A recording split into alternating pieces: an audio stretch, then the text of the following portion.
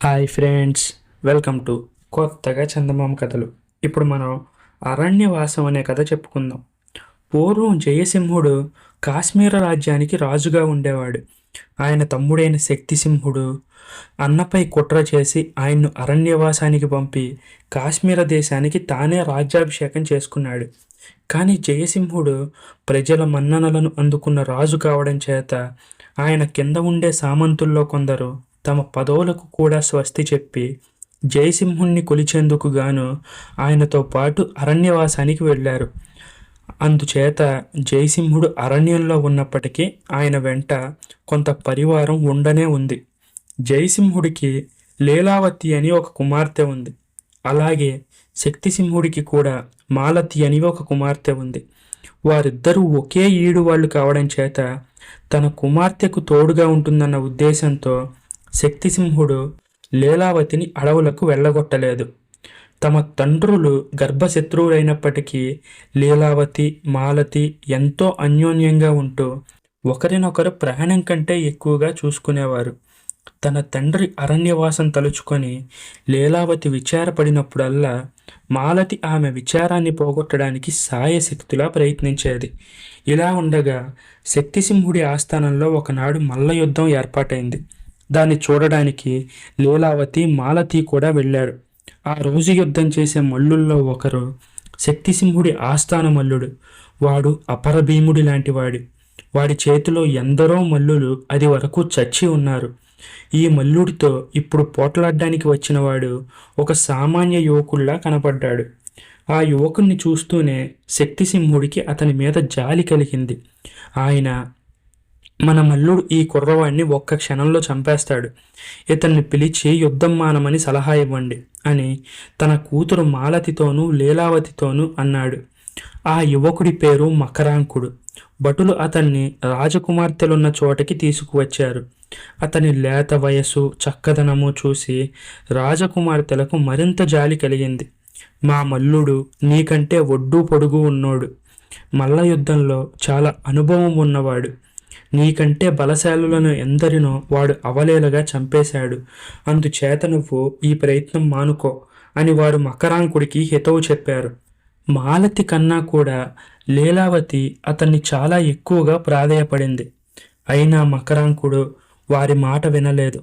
నా క్షేమం కోరి మీరు ఈ సలహా ఇచ్చినందుకు చాలా కృతజ్ఞుణ్ణి. కానీ ఈ యుద్ధంలో చావడానికి కూడా నేను సిద్ధంగానే ఉన్నాను. ఎందుకంటే నా కోసం ఏడ్చే ఆప్తులు, మిత్రులు అంటూ నాకెవరూ లేరు అని అన్నాడు అతను. తర్వాత మల్ల యుద్ధం ప్రారంభమైంది. మకరాంకుడు బలంలో తక్కువైనా యుక్తిలో తక్కువ కాదు. కొంతసేపు అయ్యాక అతను అంతలావు మల్లుణ్ణి ఓడించి అందరికీ ఆశ్చర్యాన్ని కలిగించాడు. శక్తిసింహుడు అతన్ని పిలిపించి, నాయన, నీ పేరేంటి, నువ్వు ఎవరి వాడివి అని ఆప్యాయంగా అడిగాడు. మహారాజా, నా పేరు మకరాంకుడు, మా తండ్రి గారు గోపాలదేవుడు అన్నాడు మకరాంకుడు. గోపాలదేవుడి పేరు వినగానే శక్తిసింహుడి మొహం ముడుచుకుపోయింది. ఎందుకంటే గోపాలదేవుడు కొంతకాలం క్రితం చనిపోయినప్పటికీ బతికి ఉన్నప్పుడు జయసింహుడి ఆప్తుల్లో ఒకడు. జయసింహుడికి ఇష్టలైన వారి పేరు వింటేనే శక్తిసింహుడు సహించలేడు. నువ్వు మరెవరికైనా కొడుకువై ఉంటే నేను ఎంతో సంతోషించి ఉందును అంటూ శక్తిసింహుడు తన ఆసనం నుంచి లేచి వెళ్ళిపోయాడు. ఆ యువకుడు తన తండ్రి మిత్రుడికి కొడుకైనందుకు లీలావతి ఎంతో సంతోషించింది. మల్ల యుద్ధంలో అంత ప్రజ్ఞ చూపించినప్పటికీ రాజు తన పట్ల అనాదరంతో ప్రవర్తించినందుకు మకరాంగుడు చిన్నబుచ్చుకోవడం రాజకుమార్తెలు గమనించారు. వారు వెళ్ళిపోతూ మకరాంగుడి దగ్గర ఆగి అతన్ని ప్రశంసించారు. తరువాత లీలావతి తన మెడలో ఉన్న చంద్రహారం తీసి అతనికిస్తూ, నా జ్ఞాపకార్థం దీన్ని మీరు ధరించండి, ఇంతకంటే ఇవ్వడానికి నా దగ్గర ఏమీ లేదు, ఉంటే ఎంతైనా ఇచ్చి ఉందును అన్నది. తర్వాత కూడా లీలావతి తరచుగా మకరాంకుని గురించి మాట్లాడుతూ ఉండడం చూసి మాలతి కొంటెగా, అక్క, ఆ కుర్రవాణ్ణి నువ్వు ప్రేమించినట్టున్నావే అని అంది. అతని తండ్రి నా తండ్రి ఆప్త స్నేహితులైనప్పుడు నాకతను ఆప్త స్నేహితుడైన వాడు కాదా అని లీలావతి తనని తాను సమర్థించుకుంది. శక్తిసింహుడికి మకరాంకుడిపై కలిగిన చిరాకు త్వరలోనే లీలావతి వైపు మళ్ళింది. ప్రజలకు జయసింహుడిపై అభిమానం ఏమీ తగ్గలేదు. వాళ్ళు మాలవతిని మెచ్చుకున్న దానికంటే లీలావతిని ఎక్కువ మెచ్చుకుంటున్నారు. లీలావతిని చూసినప్పుడల్లా వారికి అడవులు పట్టిపోయిన జయసింహుడు జ్ఞాపకం వస్తున్నాడు. ఈ విషయాలు గమనించి శక్తిసింహుడు ఒకనాడు అకస్మాత్తుగా లీలావతితో, నీకిక్కడ చోటు లేదు. నువ్వు కూడా మీ నాన్నతో పాటు అరణ్యంలో వెళ్ళి ఉండు. నీవిక్కడ ఉండడం నాకేమాత్రం మేలు కలిగించదు అన్నాడు కోపంగా. అదేంటి నాన్న, లీలావతి నేను ఇన్నాళ్ళు 2 శరీరాలు ఒకే ప్రాణంలా ఉన్నాం. ఇప్పుడు ఆమెను అడవులకు పంపితే నేను క్షణం కూడా గడపలేను. మాకిద్దరికీ స్నేహం ఏర్పడకముందే ఆమెను పంపేసి ఉంటే ఎలా ఉండేదో. కానీ ఇంతకాలం గడిచాక మమ్మల్ని హఠాత్తుగా వేరు చేయడం అన్యాయం అని మాలతి తండ్రితో అన్నది. నువ్వు వట్టి వెర్రిబాగులు దానివి. ఈ లీలావతి ఒట్టి ముచ్చు. అది అమాయకపు మొహం పెట్టి నోట మాట లేకుండా ఉండడం చూసి అందరూ దాన్నే మెచ్చుకుంటున్నారు. నిన్ను తలచేవారు లేరు. నీ హోదా ఏమిటి, దాని హోదా ఏమిటి? అది వెళ్ళిపోయిన మరుక్షణం చూడు ప్రజలు నీకెలా బ్రహ్మరథం పడతారో అన్నాడు శక్తిసింహుడు. తన తండ్రి మనసు మార్చుకోడని రూఢి కాగానే మాలతి కూడా ఎవ్వరికీ తెలియకుండా లీలావతి వెంట అడవికి వెళ్ళిపోయే ప్రయత్నం చేసింది. లీలావతి ఆమెను వారించలేకపోయింది. మనం మామూలు దుస్తులతో వెళ్ళడం చాలా అపాయకరం. మామూలు కుటుంబాల స్త్రీల దుస్తులు ధరించి వెళ్తే మనల్ని ఎవరూ పట్టించుకోరు అన్నది మాలతి. ఇద్దరం ఆడవాళ్ళలాగా వెళ్ళడం కంటే ఒకరు మగ దుస్తులు ధరించడం మరింత క్షేమం. నేను నీకంటే పెద్దగా కనిపిస్తాను కాబట్టి నేను మగవేషం వేసుకుంటాను. అన్నా చెల్లెల్లాగా మనం బయలుదేరి వెళ్దాం అన్నది లీలావతి. లీలావతి తన పేరు పుష్కరుడుగా మార్చుకుంది. మాలతి లక్ష్మి అని పేరు పెట్టుకుంది. వారు వీలైనంత సొమ్ము, నగలు, తమ వెలగల దుస్తులు వెంట తీసుకొని సామాన్య కుటుంబీకులు ధరించే ముతక దుస్తులతో అర్ధరాత్రి పూట ప్రయాణమై అరణ్యం కేసి వెళ్ళారు. అరణ్యవాసం చేస్తున్న జయసింహుణ్ణి చేరుకొని అక్కడే ఉండిపోవాలనేది వారి ఉద్దేశం. వెంట డబ్బు తెచ్చుకున్నారు గనుక వారికి దారి పొడుగున అన్ని సౌకర్యాలు లభించాయి. కానీ అరణ్యంలోకి ప్రవేశించాక వారు నానా బాధలు పడసాగారు. అరణ్యంలోకి ఎంత దూరం వెళ్ళినా జయసింహుడి జాడలేదు. దారి పొడుగున అడవి జంతువుల భయం. ఇద్దరికీ సరైన తిండి లేదు. రాత్రివేళ తలదాచుకునేందుకు చోటు లేదు. మాలతి ఒక చోట కూలబడి ఆకలికి శోష వస్తున్నది, ఇక ఒక్క అడుగు కూడా వెయ్యలేను అంది. ఇద్దరూ కంటనీరు కార్చుకుంటూ ఏం చేయాలో తోచకుండా ఉన్న స్థితిలో దేవుడిలాగా అటువైపు ఓ కుర్రవాడు వచ్చాడు. బాబు, ఈమె నా చెల్లెలు. తిండి లేక శోషపడి ఉంది. మాకు ఇంత తిండి, విశ్రాంతి దొరికే చోటుంటే చూపి పుణ్యం కట్టుకో అన్నది మగవేషంలో ఉన్న లీలావతి ఆ వ్యక్తితో. అయ్యా, దగ్గరలోనే మా యజమాని అయిన గొర్రెల కాపరి గుడిసె ఉంది, అక్కడికి రండి. ఇవాళ రేపు మా యజమాని ఆ గుడిసెని ఎవరికైనా అమ్మేసి అరణ్యం నుంచి వెళ్ళిపోబోతున్నాడు. అంతదాకా మీరు ఆ గుడిసెలో తలదాచుకోవచ్చు అన్నాడు ఆ కుర్రాడు. రాజకుమార్తెలకు ఇది ఒక మేలే అయింది. వారు గొర్రెల కాపరి గుడిసెకు వెళ్ళి ఆకలి తీర్చుకొని ఆ గుడిసెను తామే కొని అందులో నివసించసాగారు. గుడిసెలో కొన్ని వారాలకు సరిపడా ఆహార పదార్థాలు ఉన్నాయి. వాటిని తింటూ వారు జయసింహుడి ఆచూకీ తెలుసుకునే ప్రయత్నం మీద ఉన్నారు. రోజులు గడుస్తున్నారు. వారికి జయసింహుడి జాడ తెలియలేదు. కానీ అరణ్యంలోని ఒక ప్రాంతంలో చెట్లపైన లీలావతి అన్న పేరు చెక్కి ఉండడం మాత్రం కనిపించింది. అది మకరాంకుడి పనే అయ్యి ఉంటుందని, ఏ కారణం చేతనో అతను కూడా ఈ మహారణ్యంలోనే ఉంటున్నాడని లీలావతి ఊహించింది. ఆమె ఊహ నిజమే. మకరాంకుడు కూడా పరిస్థితుల కారణంగా అరణ్యవాసం చేయవలసి వచ్చింది. మకరాంకుడు గోపాలదేవుడి చిన్న కుమారుడు. తండ్రి పోయే నాటికి అతను చాలా చిన్నవాడు. అందుచేత గోపాలదేవుడు చనిపోయే ముందు మకరాంకుడిని తన పెద్ద కొడుకైన శశాంకుడికి అప్పగిస్తూ, నాయన, వీడి భారం నీదే. వీడికి తగిన విద్య నేర్పించి పెద్దవాడిని చేసి ప్రయోజకుణ్ణి చెయ్యి అన్నాడు. కానీ శశాంకుడు తన తమ్ముడి పట్ల చాలా దుర్మార్గంగా ప్రవర్తించాడు. మకరాంకుడికి చదువు సంధ్యలు లేవు. అయినా అతను తండ్రి లాంటి వాడు కావడం చేత ఎంతో వినయ విధేయతలు కలిగి చదువుకున్న వారి కంటే ప్రాజ్ఞుడిలాగా ప్రవర్తించేవాడు. అతని హుందాతనం చూసి శశాంకుడికి కన్ను కుట్టింది. అతన్ని ఎలాగైనా నాశనం చేయాలనే ఉద్దేశంతో శశాంకుడు కొంతమంది అనుచరులను ప్రేరేపించి వారి ద్వారా మకరాంకుడు మల్లయుద్ధం చేసేలా ప్రోత్సహించాడు. తన అన్నకు తన చావు కావాలని తెలిసి మకరాంకుడు ప్రాణం మీద, బతుకు మీద విరక్తి చెంది మల్లయుద్ధానికి సిద్ధపడ్డాడు. అయితే ఈ యుద్ధంలో మకరాంకుడు గెలవడంతో అందరి అంచనాలు తారుమారయ్యాయి. తన తమ్ముడు విజయుడై తిరిగి రావడం చూసి శశాంకుడు మకరాంకుడి పడగ్గదికి ఒక రాత్రి వేళ నిప్పు పెట్టే ఆలోచన కూడా చేశాడు. అదృష్టవశాత్తు ఈ రహస్యయత్నం ఒక ముసలి సేవకుడికి తెలియవచ్చింది.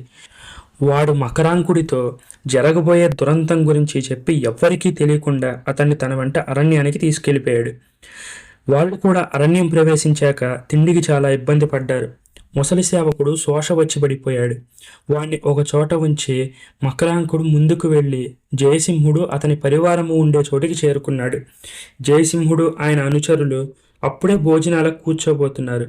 మకరాంకుడు ఆకలి మీద ఉన్న ఆవేశంతో, ఆ ఆహారం ముట్టుకోకండి, అది నాకు కావాలి, నాకు పెట్టకుండా ఉన్న వారిని చంపేస్తాను అన్నాడు. జయసింహుడు సౌమ్యంగా, ఈ భాగ్యానికే కత్తి తీయాలనైనా, ఆకలిగా ఉంటే మాతో పాటు తిను, మేము వేటాడిన ఆహారం బోలెడంత ఉన్నది, నిన్నెవరూ అడ్డగించబోరు అన్నాడు. ఈ మాట వినగానే మకరాంకుడు తన మొరటుతనానికి నొచ్చుకున్నాడు. అయ్యా, నా దుడుకుతనాన్ని క్షమించండి. ఈ అరణ్యంలో సౌజన్యానికి తావు ఉంటుందని నేను కల్లో కూడా అనుకోలేదు. దానికి తోడు ఆకలి నన్ను పశువులాగా చేసివేసింది.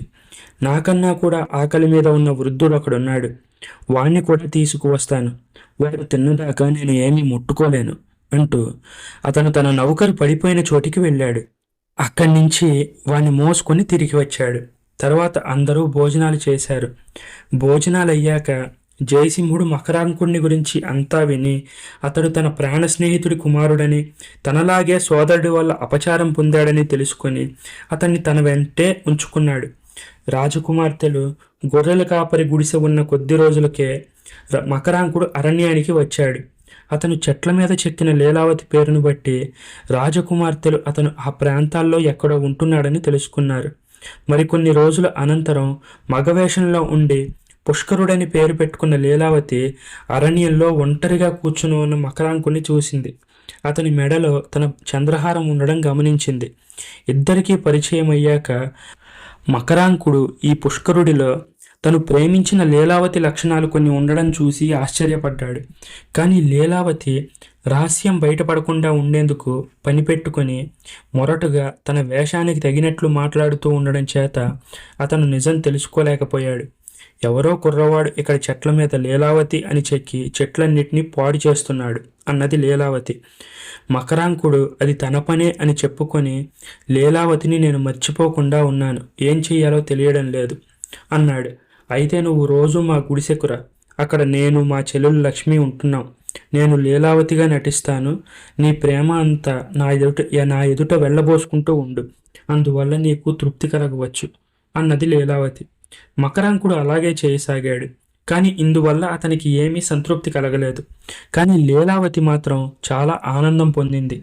ఎందుకంటే అతడు అనే మాటలన్నీ తననే అని ఆమె ఎరుగును. మాలతి కూడా ఈ నాటకం చూసి చాలా ఆనందించేది. లీలావతి తండ్రి అయిన జయసింహుడు ఉంటున్న స్థలం రాజకుమార్తెలకు మకరాంకుడి ద్వారా తెలిసింది. ఒకనాడు లీలావతి తన మారువేషంలోనే ఆయన్ని చూడ్డానికి వెళ్ళింది. ఇద్దరూ మాట్లాడుకున్నారు. అబ్బాయి, నీ తల్లిదండ్రులు ఎవరు అని జయసింహుడు అడిగాడు. నేను గొప్ప వంశంలోనే పుట్టాను అని లీలావతి సమాధానమిచ్చింది. కానీ ఆమె తనను తాను బయట పెట్టుకోకుండానే వచ్చేసింది. ఇంకొకనాడు మకరాంకుడు అడవి గుండా గొర్రెల కాపరి గుడిసెకు పోతూ ఉండగా దారిలో ఒక మనిషి పొదల మధ్య నిద్రపోతూ కనిపించాడు. ఆ మనిషి మీదకి పాగుతున్న ఒక విషసర్పం మకరాంకుడి అలికిడి విని పొదల్లోకి పారిపోయింది. దానికేసి చూస్తూ ఉండగా మకరాంకుడికి పొదల మధ్య ఒక ఆడసింహం కనపడింది. అది పొదల్లో పొంచి ఉండి పొడుకుని ఉన్న ఆ మనిషికేసి తదేక దృష్టితో చూస్తుంది. ఆ మనిషి కదిలితే మీదపడి చంపుదామని దాని ఉద్దేశం. ఎందుకంటే సింహాలు కదలికలేని ప్రాణులను, శవాలను ఎంత ఆకలిగా ఉన్నా ముట్టుకోవు. వెంట్రుక వాసిలో పాము గండం తప్పి సింహం వాత పడ్డానికి సిద్ధంగా ఉన్న ఆ మనిషి ఎవరా అని చూసేసరికి ఆ పడుకొని ఉన్నది తన అన్న అయిన శశాంకుడని మకరాంకుడికి తెలిసి వచ్చింది. నన్ను గదిలో పెట్టి కాల్చి చంపాలనుకున్న ఈ దుర్మార్గుడు సింహం వాత పడని అని మకరాంకుడు ఒక క్షణం పాటు అనుకున్నాడు. కానీ మరుక్షణమే అతనికి తన అన్న ప్రాణం కాపాడాలనిపించింది. అతను కత్తి దూసి సింహంపై పడి దాన్ని చంపేశాడు. కానీ ఈలోపుగా సింహం తన పంజా విప్పి మకరాంకుడి చేతిని బలంగా పీకింది. మకరాంకుడు సింహాన్ని చంపే సందడికి శశాంకుడు నిద్రలేచాడు. తన ప్రాణం కాపాడడానికి తన తమ్ముడు చేస్తున్న సాహసం గుర్తించి తానే సంతోషించాడు. కానీ తర్వాత అతని పట్ల తాను ప్రవర్తించిన విధానానికి సిగ్గుపడ్డాడు.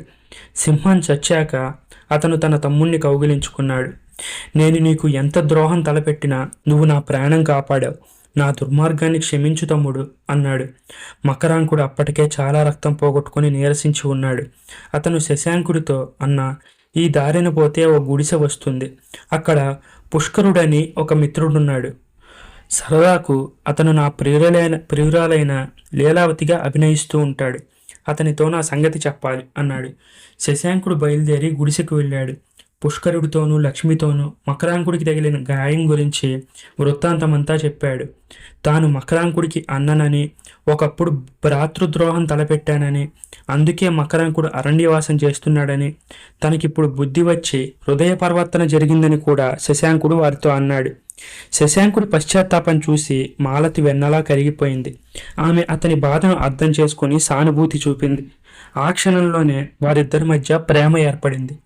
ఈ సందర్భంలోనే ఇంకొక చిత్రం కూడా జరిగింది. మకరాంకుడిని సింహం పీకిందని వినగానే లీలావతికి స్పృహ తప్పిపోయింది. తిరిగి స్పృహ వచ్చాక ఆమె తన దౌర్బల్యాన్ని కప్పిపుచ్చుకోవడానికి మకరాంకుడికి ప్రేయసిలాగా అభినయించే అలవాటు చొప్పున ఈ వార్త వినగానే మూర్ఛ వచ్చినట్టు అభినయించాను అని ఆమె శశాంకుడితో అన్నది. కానీ పాలిపోయిన ఆ పుష్కరుడి మొహం చూస్తే ఆ మూర్ఛ నటనలాగా శశాంకుడికి కనిపించలేదు. అతను తన తమ్ముడున్న చోటికి తిరిగి వచ్చాడు. వెళ్ళి గుడిసెలో జరిగిన సంగతులన్నీ పుష్కరుడు మూర్ఛపోవడంతో సహా చెప్పి, ఆ అమ్మాయి లక్ష్మి ఉన్నది చూడు, ఆమెను నేను ఎంత ప్రేమిస్తున్నానో మాటల్లో చెప్పలేను. నేను ఆమెను పెళ్ళాడి ఆ గుడిసెలోనే ఉండిపోవడానికి నిశ్చయించాను. నువ్వు మన ఊరు వెళ్ళి మన ఆస్తి మొత్తం స్వాధీనపరుచుకుని అనుభవించు. నాకదేమీ అవసరం లేదు అన్నాడు. అయితే రేపే మీ పెళ్లి జరిగేలా చూస్తాను. అదిగో పుష్కరుడు వస్తున్నాడు. ఆ లక్ష్మి ఒంటరిగా ఉంటుంది. నువ్వు వెళ్ళి ఆమెను పెళ్లికి ఒప్పించు. జయసింహుడి సమక్షానే మనం పెళ్లి జరుపుకుందాం అన్నాడు మకరాంకుడు.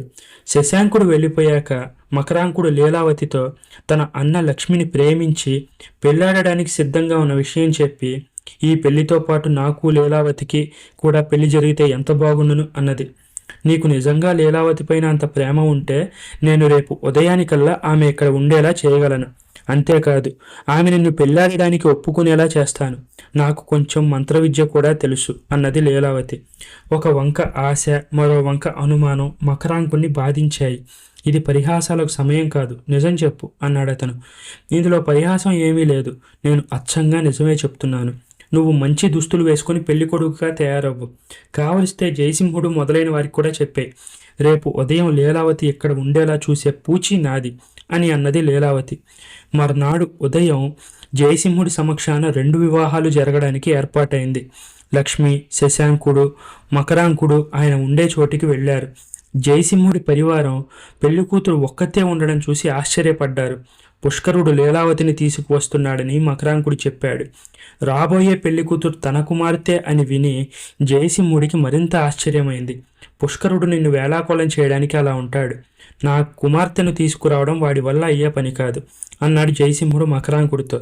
ఇంతలో పుష్కరుడు అక్కడికి వచ్చి జయసింహుడితో, నేను మీ కుమార్తెను ఇక్కడికి తీసుకువచ్చే పక్షంలో ఆమెను ఈ మకరాంకుడు పెళ్ళాడడానికి మీరు అనుమతిస్తారా అని అడిగాడు. తప్పక అనుమతిస్తాను. ఉంటే ఒక రాజ్యం కట్నంగా కూడా ఇద్దును అన్నాడు జయసింహుడు.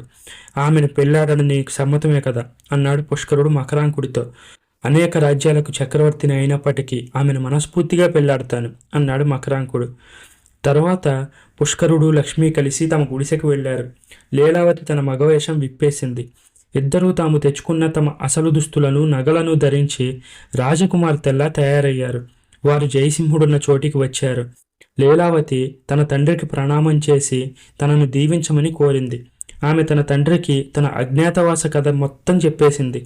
తర్వాత లీలావతిని మకరాంకుడు, మాలతిని శశాంకుడు పెళ్లి చేసుకున్నారు. ఈ పెళ్లిళ్ళు నగరంలో ఎంతో వైభవంగా జరగవలసినవైనప్పటికీ ఈ మహారణ్యం మధ్య కూడా ఆనందానికి ఏమీ లోటు లేకుండా పోయింది. పెళ్లిళ్ళు అయ్యాక అందరూ విందు భోజనాలు చేస్తూ ఉండగా శక్తిసింహుడు కొందరు భటులను వెంటబెట్టుకొని అక్కడికి వచ్చాడు. తన కుమార్తె మాలతి మాయమైనప్పటి నుంచి శక్తిసింహుడికి చాలా ఆగ్రహంగా ఉంది.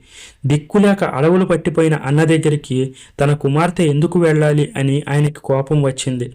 జయసింహుణ్ణి ఆయన పరివారాన్ని నాశనం చేసే ఉద్దేశంతో శక్తిసింహుడు కొంత సైన్యాన్ని కూడా వెంటబెట్టుకుని వచ్చాడు. అయితే కొత్త పెళ్లి కొడుకులను పెళ్లి కూతుళ్లను విందు చేసుకుంటున్న వారిని చూడగానే శక్తిసింహుడికి జ్ఞానోదయమైంది. అరణ్యం మధ్యలో కూడా ఆనందానికి కొరత ఉండదని, కిరీటం ఉంటేనే రాజు కానవసరం లేదని, తన అన్న అయిన జయసింహుడు ఎక్కడున్నా రాజే అని శక్తిసింహుడు అర్థం చేసుకున్నాడు. అతను వెంటనే అన్న కాళ్ళపై పడి క్షమాపణ వేడాడు. జరిగిందేదో జరిగిపోయింది. నువ్వు లేని రాజ్యం అరణ్యంలా ఉన్నది. నువ్వు ఉన్న అరణ్యం రాజ్యంలా ఉన్నది. అందుచేత నువ్వు తిరిగి వచ్చి నీ రాజ్యాన్ని ఎప్పటిలా ఏలుకో అన్నాడు. ఈ మాటలు విని అందరూ హర్షించారు. జయసింహుడి అరణ్యవాసం ముగిసింది. తమ రాజ్యాలను కూడా వదిలిపెట్టి తమను అరణ్యంలో కూడా కొలిచిన సామంతులందరికీ ఆయన తమ ఆదరాన్ని పుష్కలంగా చూపాడు. అందరూ తమ తమ రాజ్యాలకు తిరిగిపోయి సంతోషంగా సుఖంగా కాలం గడిపారు. ఈ కథ మీకు నచ్చినట్లయితే దీన్ని లైక్ చేయండి, మీ ఫ్రెండ్స్ అందరికీ షేర్ చేయండి. అలాగే మన ఛానల్ని సబ్స్క్రైబ్ చేసుకోవడం మాత్రం అస్సలు మర్చిపోకండి. Thank you friends.